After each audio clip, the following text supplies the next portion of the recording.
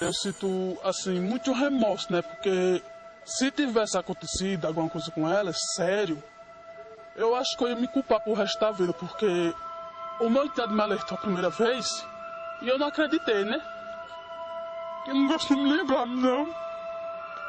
Eu não gosto nem de lembrar, porque só Deus sabe, amor. Porque quem é mãe sabe, né?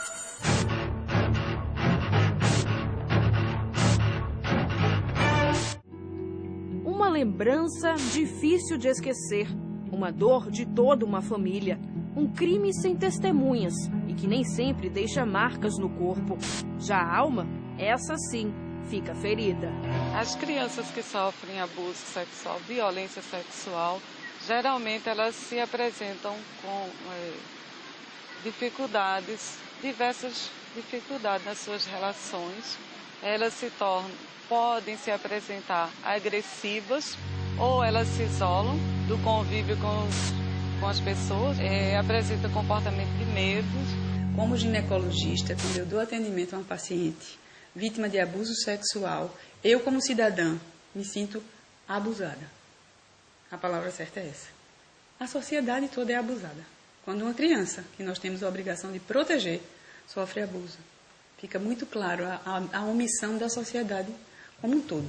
O abuso é qualquer ato de conotação sexual praticado sem que o outro queira. E quando é contra crianças e adolescentes até 14 anos, é sempre considerado um estupro, de acordo com a lei. As meninas são as mais afetadas, em quase 80% dos casos. Mas os meninos também são vítimas. Um crime que afeta famílias de todas as classes sociais.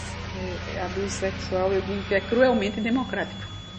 Ele pega qualquer nível socioeconômico, pega qualquer nível educacional, cultural. E talvez o aspecto mais cruel desse tipo de crime é que muitas vezes acontece no lugar onde, em geral, a criança se sente mais à vontade, mais segura.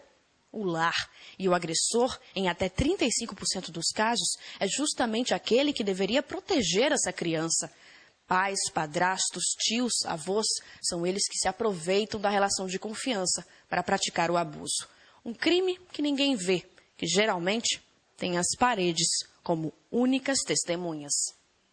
Os pais destas duas irmãs, uma de 10 e outra de 8 anos, só descobriram o que acontecia com as filhas quando elas decidiram quebrar o pacto de silêncio que havia entre elas e o agressor. No quintal de casa, na zona rural de Garanhuns, agreste do estado, elas brincam. A música e a dança ajudam a afastar as lembranças de 2 anos de abusos. O tio é suspeito e está preso. O pai da criança, irmão do agressor, não consegue entender. De casa, o cabo criado junto, trabalhar junto, andar junto, nós ir para nossas festas junto, e a pessoa fazer uma situação dessa. E esse crime não ocorre só aqui. Está presente em lares de todo o estado.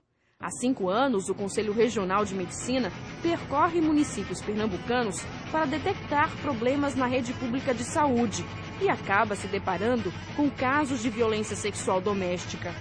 Algumas regiões acontece mais.